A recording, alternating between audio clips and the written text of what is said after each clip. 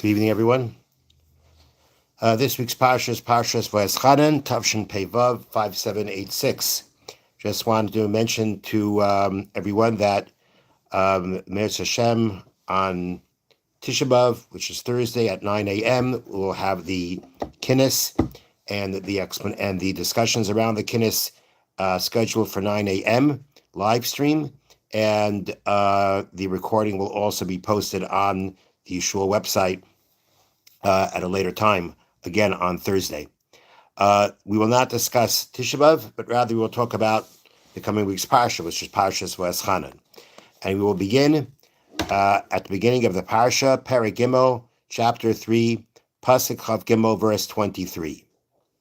Vaetchanan el Hashem ba'isai hilemar, and Moshe says, and I implored Hashem at that time, saying, Hashem Elokim, my Lord Hashem, Ato achiloi selaris as abdecha, you have begun to show your servant as gadlecha your greatness, v'yadcha chazaka, and your powerful hand.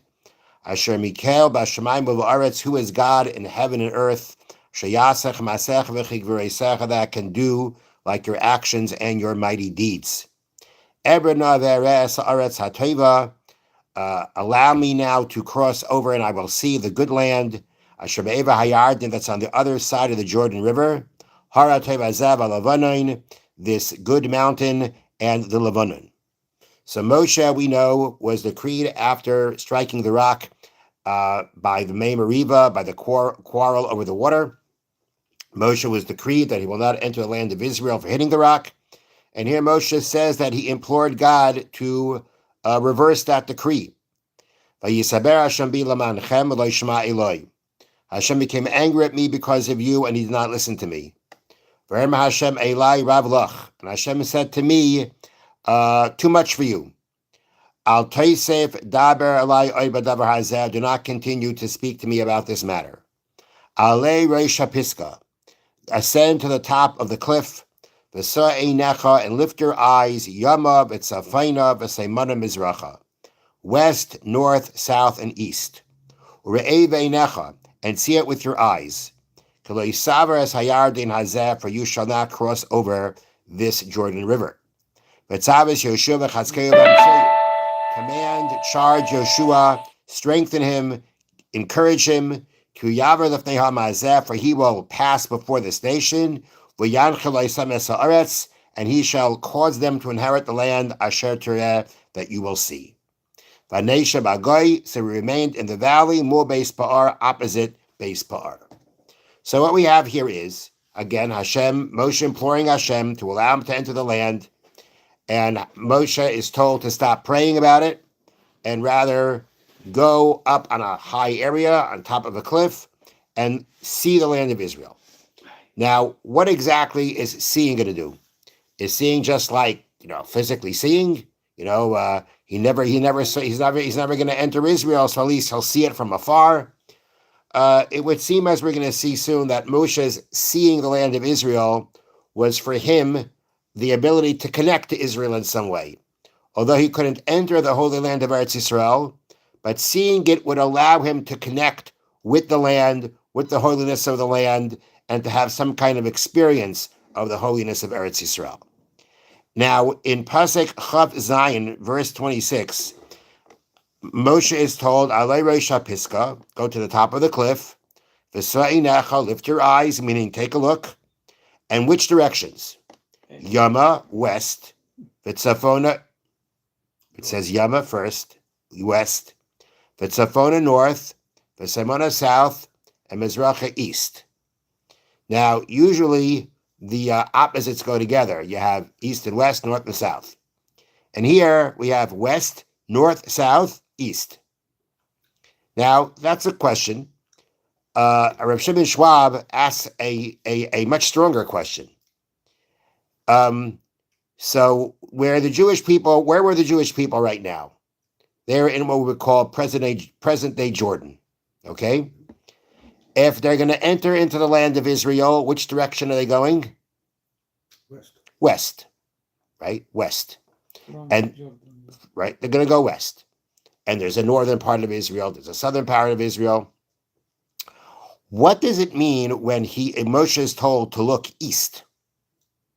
What does looking east mean? He's not looking east, he's in the east. Wherever he's looking is westward. So whatever part of Eretz Yisrael he's looking at that's opposite where he is westward. So why is he being told, look to the east? To the east is where he is. What's the point of looking to the east? Hear the question? Two tribes didn't come. Yeah, but he's there. He's in the east right now. Where those 2.5 tribes are going to take, that's where they are. So what is he looking? What's the point of looking east? So Reb Schwab answers in the following way. He explains like this. There's a very interesting discussion which really belongs at the end of the book of Amidbar in Parshas Matos, when we have the story of where the 2 tribes request to take their portion outside of Israel, as to this area that they conquered that's not in Israel proper. What status does it have? Is it a foreign country? Is it considered outside of Eretz Yisrael? Is it part of Eretz Yisrael? And we actually find that for many things, it is considered part of Eretz Yisrael. For many things, it has the sanctity of Eretz Yisrael. Truma and Meiser have to be given in those lands. The same way, like in Israel proper, there were the tithes that had to be taken. They had to be taken there from there too.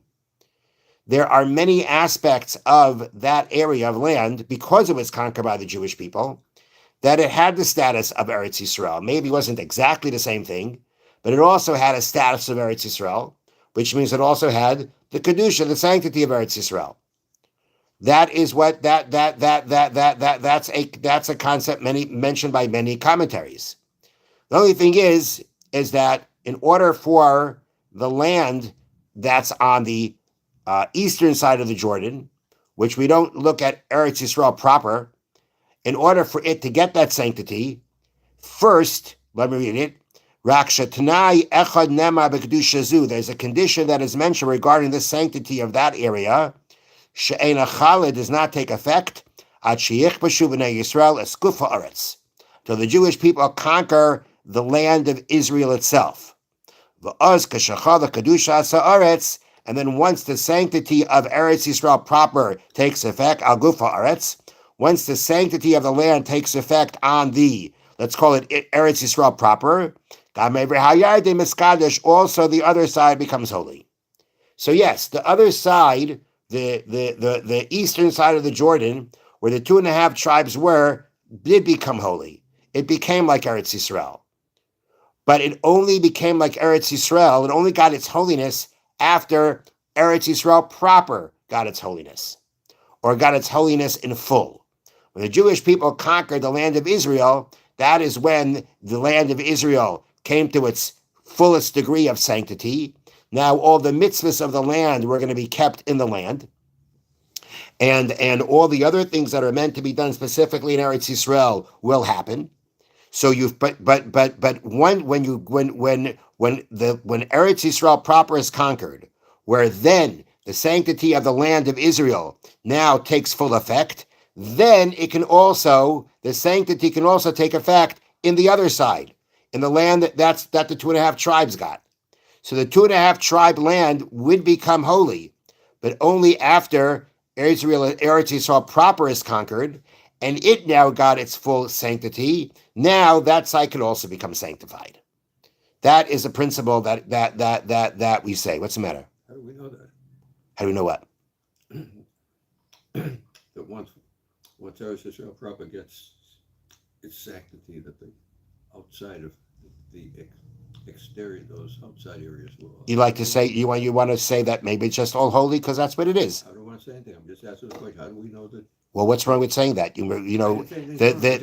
What's the basis for saying it? The basis for saying it would be that the same way the land couldn't be settled until the Eretz Yisrael proper was conquered. So you see that things are not complete in the other side of the Jordan until in Eretz Yisrael proper things are finalized.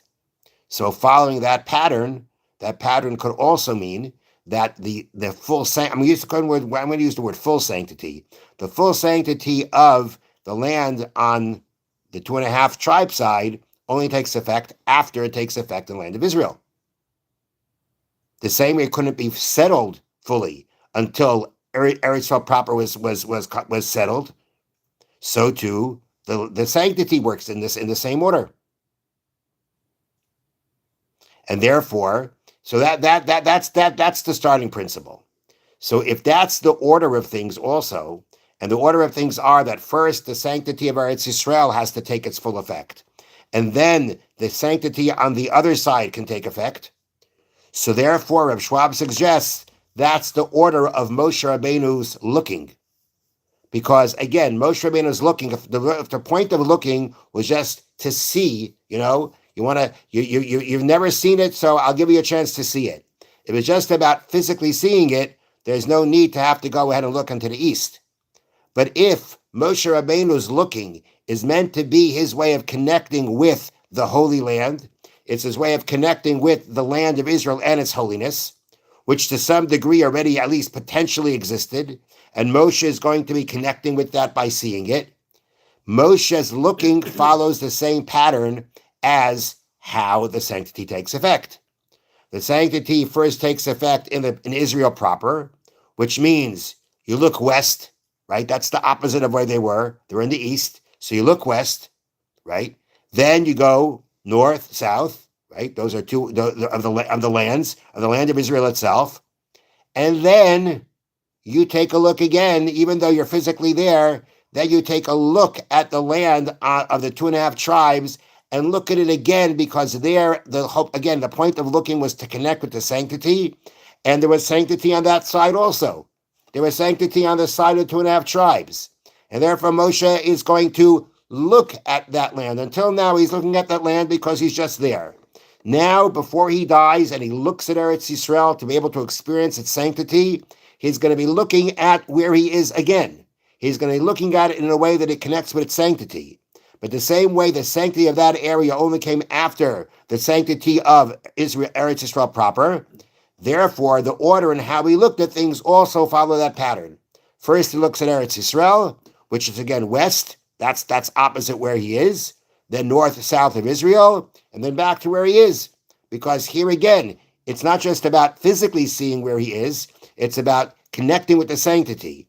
So he looks in the same order of how the sanctity takes effect. Okay, let's move on. This is now Perek Daled, Pasuk Aleph, verse 1. V'ata Yisrael, and now Israel, Moshe addresses the Jewish people, Shema la chukim v'la mishpatim. Listen to the statutes and the judgments, Asher anechi melabed eschem la'aseis, that I'm commanding you to do, Laman tichyu, so that you shall live, Uvasem, and you will come, V'rishtem es ha'aretz, and inherit the land, Asher Hashem Elokei b'yiseichem nosein lochem, that Hashem, the God of your fathers, gives you. Lo yisoyisif v'al adavar, do not add on to the matter, Sh'aneichem etzav eschem, that I command you, V'lo yisigru mimenu, nor shall you subtract. Lishmar es mitzvahs Hashem Elokeichem, to guard the commandments of Hashem your God, Asher anechi mitzaveh eschem, that I am commanding you. Now, what we just read here is actually a prohibition in the Torah. It's called Lo yisivu, do not add to the mitzvahs, V'lo yisigru mimenu, do not subtract from the mitzvahs. So Rashi gives us an example. Examples, what does it mean? Don't add on to the mitzvahs. Rashi says, Lo yisivu kagoin chamesh parshias betfilin, chamesh minin belulav, v'chamesh tzitzias, v'chein lo yisigru. Very interesting that Rashi uses all examples of 4. How many tzitzis do we wear? 4. If you decide you're doing 5, you're going to do a 5. You're going to start wearing tzitzis that have 5 corners and 5 tzitzis and 5 tzitzis strings hanging from them. You're not allowed to do that. Let's say you decide I'm just doing 3. That is, besides the fact that you're not getting the mitzvah, you're actually transgressing the prohibition of not to add and not to subtract. If you decide that on Sukkot I'm not just taking 4, I'm taking 5. I'm going to add another one. I'm going to add to the mitzvah. Or you know what? I'm going to take away one. That in itself is a prohibition. And that is what this this pasuk is talking about. I read recently someone mentioned if you have 3 tzitzis, it's a mitzvah not 3/4, but 0. Right, exactly. But it's more than that. It's not just 0. You actually, if that's how you're trying to do the mitzvah, then you're actually transgressing, doing a sin, doing it that way. If you do 3, right, and you say, this is how I'm doing the mitzvah, so not only do you not have 3/4, you have no mitzvah plus a sin. Wow. -1. The -1 now makes it that it's a sin. Now, what's interesting is that what is the connection between what we just read and this discussion about keeping the mitzvahs and not adding or subtracting? What's the connection between the two? If you think about it in the light of the fact that, the book of Devarim, the first part of it deals primarily with, repeating what happened in the past and discussing it.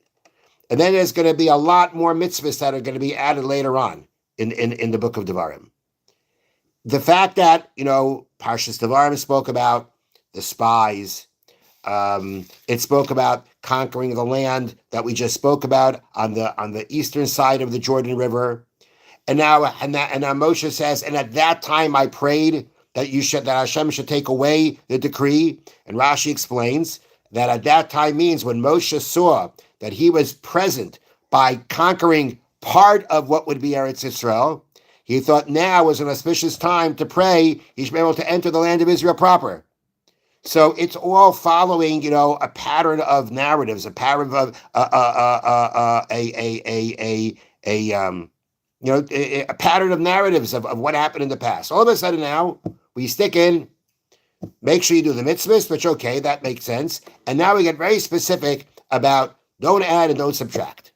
How does it fit into the discussion we just had, and especially in light of the fact that, at this point of time, we're typically talking about what happened in the past. We don't really find in any of these parshias, shouldn't say, but mostly in the parshias, we really don't find specific mitzvahs. Okay, but the main question I think we have to focus in on, which will answer the other one, but the main question is what's the connection between what we just read and now talking about not adding or subtracting to mitzvahs? So there's more than one answer to this. The Orach Chaim says an interesting explanation, and his explanation is one that doesn't really follow exactly with the specific prohibition about adding or subtracting to mitzvahs, but he talks about it in a way of, so to speak, the spirit of it. And what it means is like this. So Moshe just got speaking about the fact that Hashem would not let him enter the land of Israel. Now, why didn't Moshe enter the land of Israel?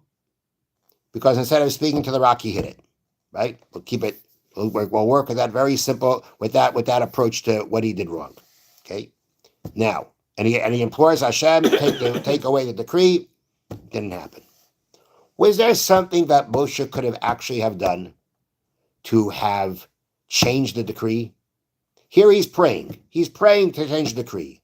Was there something that he could have done to actually change it? So the Orach Chaim answer is yes, there was. But he missed the opportunity. And that opportunity was, so we have in Parshas Chukas, we have the story of where he hit the rock. After Parshas Chukas comes Parshas Balak, the story of how Balak hired Bilam to curse the Jewish people.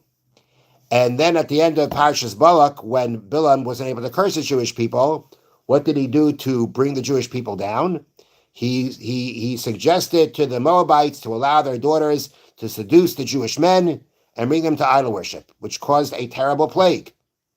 And then at the end of Parshas Balak, we read that a Jewish prince took a Midianite woman and made it known to everybody that he's taking her into a tent and that he's going to cohabit with her.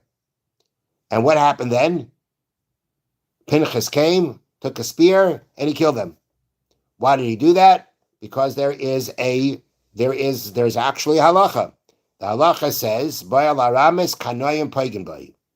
If you are a true zealot, if you are truly zealous for the honor of Hashem, and you know that someone is cohabiting with a aramis, he's cohabiting with an idolatrous woman, you should kill him, literally. If you are that kind of person, not every person can say, "Oh, I'm a zealot and I'm going to go ahead and I'm going to do it." Being a true zealot means that you see it. Your pain for the disgrace of Hashem's name is so real that you automatically react in that way. If you were to see such a thing and go to your rabbi and say, "Rabbi, should I kill him?" The answer is no. You know why? Because if you're asking, then you're not a true zealot. Then you're not there. You're not there. You're not at that level. It doesn't bother you enough that there has to be permission to do such a thing. If there wouldn't be permission to do such a thing, then even the zealot couldn't do it. But the only one who has permission is the true zealot. And I know that word zealot is not a popular word. It's a unkosher word in many circles. But at the end of the day, there is something called a kanoi. The translation for kanoi is a zealot, but it means someone who is truly, sincerely zealous for the honor of Hashem. And therefore, if he's aware of a person about to commit that sin, he has permission to go and kill that person. Okay. If Rabbi sees it, he can stop him or not? If the person is truly a zealot, then you let him do it. If you know that he's a faker, or not a faker, you know he's not there, then you definitely stop him because you're not allowed to do it. Now, when Pinchas did what he did that fulfilling the mitzvah. He did that because of the principle.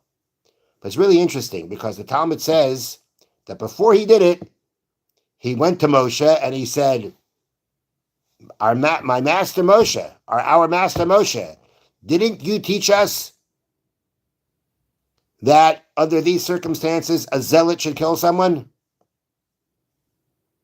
And Moshe said to him, basically, you're right. You brought it up, you do it. That's what Talmud says. Now you're going to ask a question. You're not supposed to ask. So why did Pinchas ask? And the answer that the commentaries gave is because Pinchas wanted to know, why isn't Moshe doing it? Pinchas expected Moshe to do it. So before he was going to do it, he had to clarify, why isn't Moshe doing it? So when he brought it up to Moshe, Moshe said, you know what? You brought up the idea, you do it. So he did it. It wasn't because he had a question, should he do it or not. He knew that he should do it. He knew that he had the right to do it. But why isn't Moshe doing it? So therefore, he asked Moshe, what's going on? Moshe said, okay, you do it. You brought it up, you do it. But you know what that means, says the Orach Chaim? That Moshe should have done it. The Orach Chaim says Moshe should have done it. Because why not? Moshe didn't see it. He did see it. It says, the pasuk says they did it in front of everybody. Everybody saw it. Everybody knew it. It says in the psukim. It says he came to Moshe with her. So the Orach Chaim says is that what we had, the way he now suggests, which is a very novel approach, is that, you know what, Moshe should have done it. Maybe he had his reasons why not, but he should have done it. And you know what would have happened if he would have done it? He would have gained atonement for hitting the rock. Because when Moshe is told he's not going to enter the land of Israel, Hashem says to Moshe, because you didn't believe in me to sanctify me. Moshe would have spoken to the rock instead of hitting the rock, Rashi says, that would have sanctified Hashem's name. We're not going to get into discussion like what's the whole big deal there. But it says, you didn't believe in me to sanctify me. Moshe's hitting the rock created was a missed opportunity to sanctify Hashem's name. And because of that, he was punished. But now he had a chance to do the opposite. He had a chance to make it up. If he would have went ahead and he would have been the one to kill Zimri, he would have been the zealot in the honor of Hashem. That would have been an act of sanctifying Hashem's name. That would have been his way of being able to rectify what he did wrong. And he missed that opportunity. So he had the chance. He lost it by hitting the rock. He had a chance to make it up by killing Zimri, and he didn't do it. Pinchas did it. So therefore, it says the Arachayim, that's what's happening here. What's happening here is Moshe said, I davened to Hashem. I implored Hashem that I should be able to enter the land of Israel. But he wouldn't let me. And so therefore, I want to tell you all, when you need to guard the mitzvahs, and don't add. Don't add refers to or alludes to, hints to the fact that Hashem told him to speak to the rock. And what did he do? He hit the rock. He did more than what Hashem told him to do. Hashem said to speak, he hit. So that's adding to the mitzvah. And then loisigru, don't subtract, means for whatever reason Moshe had, why not to kill Zimri, why not to fulfill that principle that Pinchas did, that was a mistake too.